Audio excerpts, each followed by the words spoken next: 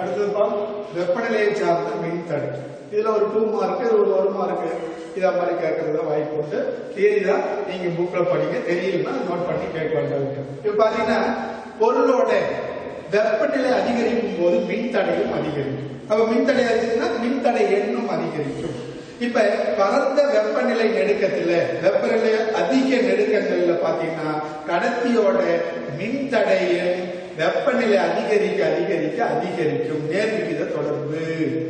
அப்ப வெப்பநிலை அதிகரிக்கும் போது கடத்தியோட தன்மின்தடை அதிகரிக்கும், அதே போல மின்தடையும் அதிகரிக்கும்.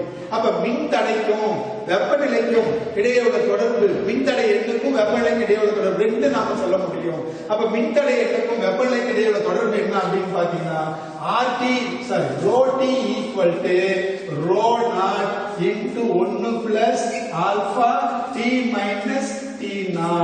இதுதான் மின்தடை எண்ணுக்கும் வெப்பநிலைக்கும் இடையே உள்ள தொடர்பு.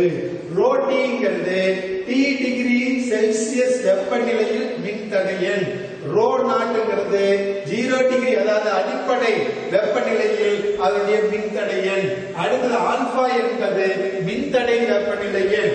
T மைனஸ் T0 என்பது வெப்பநிலை வேறுபாடு.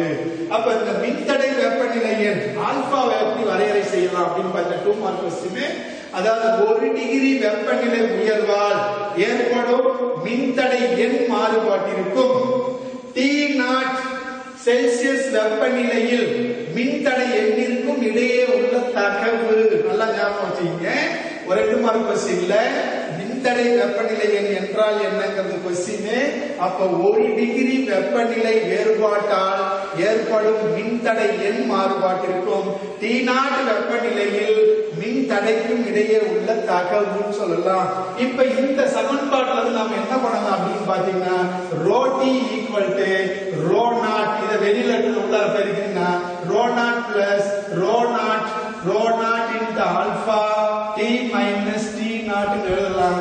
இப்ப ρT minus ρ0 equal to ρ0 alpha into T minus T0. நமக்கு வெப்பநிலை எண் வேணும். அப்ப alpha equal to ρT minus ρ0 by ρ0 into T minus T0 எழுதலாம். இப்ப இத டெல்டா ρ எழுதலாம். கீழ ρ0 into டெல்டா T எழுதலாம். இது மின்தடை எண் மாறுபாடு. அப்ப மின்தடை எண்ணும் அதிகரிக்கும் வெப்பநிலையை பொறுத்து. இப்ப கடத்தியில மின்தடை வெப்பநிலை எண் எப்படி இருக்கு அப்படின்னு பாத்தீங்கன்னா கடத்தியில அதேதான் வெப்பநிலை அதிகரிக்கும் போது மின்தடை எண்ணும் அதிகரிக்கும், மின்தடையும் அதிகரிக்கும். அப்ப மின்தடை எண் அதிகரிச்சுன்னா மின்தடையும் அதிகரிக்குதுன்னு அர்த்தம். அப்ப மின்தடை அந்த வெப்பநிலைக்கு நேர்விகித தொடர்பு. அதே போல மின்தடை எண்ணும் வெப்பநிலைக்கு நேர்விகித தொடர்பு. சில நேரத்துல அதாவது வெப்பநிலை அந்த அடிப்படை வெப்பநிலை அப்சல்யூட் டெம்பரேச்சர் அப்படின்னு சொல்லுவாங்க. அந்த வெப்பநிலையில வரும்போது அது நேர் விகிதமற்ற தன்மையை அடையும். வெப்பநிலை குறைவா மாறுபாடு இருக்கும் போது அது நேர்கோடா இருக்கிறது இல்ல. வெப்பநிலை அதிகரிக்கும் போது அந்த மின்தடை வெப்பநிலை அதாவது மின்தடை எண் அதிகமா நேர்விகித தொடர்புல இருக்குது. இப்ப அடுத்தது மின்தடையை வச்சு நம்ம பார்த்தோம்னா இதே சமன்பாட்டை எழுதலாம். RT equal to R0 into 1 plus alpha T minus T0 எழுதலாம். இதுல இருந்து நாம இந்த ஆல்பா முன்ன மாதிரி அதுல இருந்து டெரிவ் பண்ணோம்னா alpha equal to RT minus R0 by என்ன எழுதலாம் பாத்தீங்கன்னா R0 into T minus T0 equal to delta R by R0 into delta T எழுதலாம். இது மின்தடை. அப்ப மின்தடையும் வெப்பநிலையை சார்ந்து அதிகரிக்கும். எங்க கடத்திக்கு. சரி, அடுத்த குறைகடத்தில பாக்குறோம். இப்ப குறைகடத்தி நீ எடுத்துக்கிட்டீங்கன்னா வெப்பநிலை அதிகரிக்கும் போது மின்தடை எண்ணும் குறைஞ்சிக்கிட்டே வரும், மின்தடையும் குறைஞ்சிக்கிட்டே வரும். இது எதிர்விகித தொடர்பு. கடத்தியில வெப்பநிலைக்கு அந்த மின்தடை நேர்விகித தொடர்பு. குறைகடத்தியில பாத்தீங்கன்னா வெப்பநிலையும் மின்தடையும் ஒன்றுக்கொன்று எதிர்விகித தொடர்பு. வெப்பநிலை அதிகரிக்கும் போது மின்தடை குறையும், மின்தடை எண்ணும் குறையும். இத 9வது எலக்ட்ரானிக்ஸ்ல நம்ம படிக்கலாம் தெளிவா. இப்ப அடுத்து பாத்தீங்கன்னா இதுல எதிர்குறி வெப்பநிலை எண் கொண்ட பொருள். நல்லா ஞாபகம் வச்சுக்கீங்க. கடத்தியில மின்தடை வெப்பநிலையில் நேர்குறியீடு கொண்டது. ஒரு மார்க் கொஸ்டின் ஞாபகம் வச்சுங்க. குறைகடத்தில மின்தடை வெப்பநிலையின் எதிர்குறி மதிப்பு கொண்டது. அப்ப சாரி குறைகடத்தில அந்த அதுல குறைவா இருக்கும். அந்த எதிர்குறி வெப்பநிலை எண் கொண்ட பொருளுக்கு வெப்ப தடையகம் 2 மார்க் கொஸ்டின்ல கேட்பாங்க. தெர்மிஸ்டர் என்றால் என்ன? எதிர்குறி வெப்பநிலை எண் கொண்ட பொருள், அதுதான் வெப்ப தடையகம், தெர்மிஸ்டர் சொல்லுவாங்க. இதுல கடத்திக்கு நேர்குறியீடு, அடுத்தது குறைகடத்திக்கு குறைவான மதிப்பு, அதாவது குறைஞ்சிட்டே வரும். இதுல மைனஸ்ல வர எதிர்குறி கொண்டது தெர்மிஸ்டர். சோ இதோட இந்த டைட்டில் இது ஞாபகம் வச்சுங்க. அடுத்தது பாத்தீங்கன்னா இதுல கடைசியா இதுல ஆற்றல் என்ன, திறன் என்ன அப்படின்னு பாத்தீங்கன்னா ஒரு மின் சுற்று இருக்குப்பா. ஒரு மின் சுற்றுல இப்ப மின் சுற்று நம்ம கடத்தியோட முனைகளுக்கு இடையே பேட்டரி அடிச்சிடறோம். அப்ப பேட்டரி அடிச்சா அந்த சுற்றுல என்ன பாயுது? மின்னோட்டம் பாயுது. இப்ப நாம ஒரு Vங்கிற மின்னழுத்த வேறுபாடு கொண்ட ஒரு மின்கலனை Rங்கிற மின் தடையாக்கி இணைக்கப்பட்ட ஒரு மின் சுற்று. இதுல இது Aங்கிற புள்ளி, இது Bங்கிற புள்ளி, இது C, இது Dன்னு வச்சுக்கிறோம். இங்க A இருந்து Bக்கு மின்னோட்டம் மின்கலன் வழியே போகுது. C இருந்து Dக்கு மின்னோட்டம் மின் தடையாக்கி வழியே பாய்ந்து எதை அடையுதுன்னா மறுபடியும் Aவை அடையுது. இங்க மின் துகள்கள் Aவிலிருந்து Bக்கு செல்லும் போது இங்க மின்கலன் என்ன பண்ணும் அப்படின்னா du equal to V into dq. அப்ப dqங்கிற மின்னூட்டம் கொண்ட மின் துகள் A இலிருந்து Bக்கு மின்கலன் வழியே செல்லும் போது du equal to V dqங்கிற மின்னழுத்த ஆற்றலை எது இழக்குது? மின்கலன் இழக்குது. அப்ப அந்த இழக்கக்கூடிய ஆற்றலை எது எடுத்துக்குது? இந்த மின் துகள்கள் எடுத்துக்கும். அப்ப இந்த மின் துகள்கள் C இலிருந்து D வழியே, C இலிருந்து Dக்கு மின்தடையாக்கி வழியே பாயும் போது அதே duங்கிற அளவு கொண்ட மின்னழுத்த ஆற்றலை மின் தடையாக்கி சாதனத்துக்கு கொடுத்துடுது. அப்ப இந்த மின் துகள் பேட்டரியில எடுத்துக்கொண்ட அந்த மின்னழுத்த ஆற்றலை இங்க மின் தடையாக்கில இழந்துடுது. அப்ப இது இழக்கப்படும் ஆற்றலை மின்னழுத்த ஆற்றல் நாம கணக்கீடு செய்யலாம்.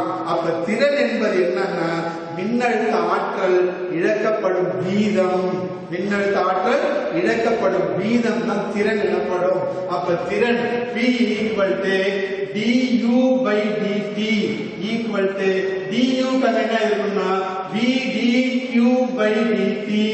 நாம ஏற்கனவே dq by dt equal to I ன்னு எழுதிருக்கோம். அப்ப P equal to V into I. இதுதான் திறன். அப்ப V என்பது கடத்தியோட முனைகளுக்கு இடையே உள்ள மின்னழுத்த வேறுபாடு, I என்பது கடத்தி வழியே பாயக்கூடிய மின்னோட்டம். இவற்றின் பெருக்கு தொகையாக திறன் கணக்கிடப்படுகிறது. இதனுடைய அலகு என்ன அப்படின்னு பாத்தீங்கன்னா வாட். திறனின் அலகு வாட். அதுக்கு இணையான அலகு ஒரு ஜூல் செகண்ட் இன்வர்ஸ். ஒரு வாட் என்பது ஒரு ஜூல் செகண்ட் இன்வர்ஸுக்கு சமமாக இருக்கும். இது ஞாபகம் வச்சுக்கீங்க. 2 மார்க் கொஸ்டின்ல ப்ராப்ளம் கேட்கலாம். இப்ப இங்க நம்ம வீட்டுல பயன்படக்கூடிய அந்த மின் பல்பு பாத்தீங்கன்னா அதுல திறனும் மின்னழுத்த வேறுபாடு தான் குறிச்சிருப்பாங்க. பாத்துருக்கோம். பல்புல பாத்தீங்கன்னா 40 watts 220 volt, 60 watts 220 volt, 10 watts 220 volt குறிச்சிருப்பாங்க. அப்ப அந்த வாட் என்பது திறனை குறிக்கும். வோல்ட் என்பது அதாவது வோல்ட் என்பது மின்னழுத்த வேறுபாடு. அந்த மின்னழுத்த வேறுபாடுங்கிறது RMS மின்னழுத்த வேறுபாட்டை குறிக்கும். ரூட் மீன் ஸ்கொயர் அப்படிங்கிற RMS மின்னழுத்த வேறுபாட்டை குறிக்கும். அப்ப குறிப்பிட்ட மின்னழுத்தத்தை விட அதிக மின்னோட்டம், அதிக மின்னழுத்த மின்னோட்டம் அந்த பல்பு வழியே பாயும் போது அப்பதான் பல்புல இருக்கக்கூடிய மின் உருகீழை கட்டாயி பல்பு ஃபீஸ் போயிடும். அப்ப குறிப்பிட்ட மின்னழுத்தத்தை விட அதிக அழுத்தத்துல மின்னழுத்தம் அங்க போகக்கூடாது. அதே நேரத்தில் நீங்க பாத்தீங்கன்னா மின்தடையை அடிப்படையா வச்சுக்கிட்டு இந்த சமன்பாட்டை நம்ம மாத்தி எழுதலாம். மின்தடையை வச்சுக்கிட்டு சமன்பாட்டை மாற்றி எழுதலாம். அதாவது ஓம் விதி அடிப்படையா வச்சு அப்ப P equal to V into ஐக்கு பதிலா என்ன எழுதலாம்னா v by r னு எழுதலாம். அப்ப v ஸ்கொயர் by r. அடுத்து இரண்டாவது p equal to v க்கு பதிலா ir into எழுதினாக்க i square r. அப்ப அந்த இதுக்கு பாத்தீங்கன்னா v ஸ்கொயர் by r திறனை தான் குறிக்கும், i ஸ்கொயர் r திறனை தான் குறிக்கும். அப்ப மொத்தம் 3 சமன்பாடு இருக்கு. திறனோட மதிப்பை கண்டுபிடிக்க இந்த 3ல ஏதாவது வச்சு 1 மார்க் ப்ராப்ளம் அல்லது 2 மார்க் ப்ராப்ளம் கேட்கறதுக்கு வாய்ப்பு உண்டு. அதே நேரத்துல இங்க பாத்தீங்கன்னா இங்க ஃபர்ஸ்ட் மின்னோட்டம் 2 மடங்காகும் போது திறன் 4 மடங்காகும். அதே போலதான் மின்னழுத்த 2 மடங்காச்சுன்னா திறன் 4 மடங்காகும். அப்ப மின்னழுத்த ஆற்றலை தான் நம்ம வீட்டுல இருக்கக்கூடிய மின் சாதனங்கள் பயன்படுத்திக்கிறதே ஒழிய திறனை பயன்படுத்திக்கிறது இல்லை. அப்ப நம்ம இபி கரண்ட் பில் கட்டும் போது அதாவது இபி மின்சார வாரியத்துக்கு நாம செலுத்தக்கூடிய அந்த கட்டணம் நாம பயன்படுத்தக்கூடிய மின்னழுத்த ஆற்றலுக்காகத்தான் தவிர திறனுக்காக இல்லை. இதையும் நீங்க ஞாபகம் வச்சுக்கீங்க. சோ இதோட இருக்கட்டும். அப்ப இன்னைக்கு நம்ம பார்த்ததுல நீ என்ன பார்க்கணும் அப்படின்னு பாத்தீங்கன்னா என்ன மின்தடை எண் அப்படின்னா என்ன 2 மார்க் கொஸ்டின். அடுத்தது மின்தடை வெப்பநிலை எண் அப்படின்னா என்ன 2 மார்க் கொஸ்டின். கார்பன் மின்தடை ஆக்கினா என்ன 2 மார்க் கொஸ்டின். இது சம்பந்தப்பட்ட 1 மார்க் கொஸ்டின் கேட்கலாம். அடுத்தது 5 மார்க் கொஸ்டின்ல பாத்தீங்கன்னா தொடர் இணைப்பு பக்க இணைப்புல மின்தடை ஆக்கிகள் இணைக்கப்படும் போது அதனுடைய மின்தடை தொகுபாயின் மின்தடைக்கான சமன்பாடு என்னன்னு கேட்கலாம். அடுத்து திறனுக்கான இந்த 3 சமன்பாடு 1 மார்க் கொஸ்டின் 2 மார்க் கொஸ்டின்ல எழுத சொல்லலாம். பார்த்து இந்த புக்குக்கு பின்னாடி இருக்கு, புக்குக்குள்ளார இருக்கிற எல்லாத்தையும் பாரு, படிச்சு டவுட் இருக்கிறத கேட்டு வைங்க. இதை முடிச்ச பிறகு நான் கொஸ்டின் உங்களுக்கு போடுறேன். Okay, thank you students. டவுட் இருந்தா எனக்கு கால் பண்ணுங்க. ஓகே.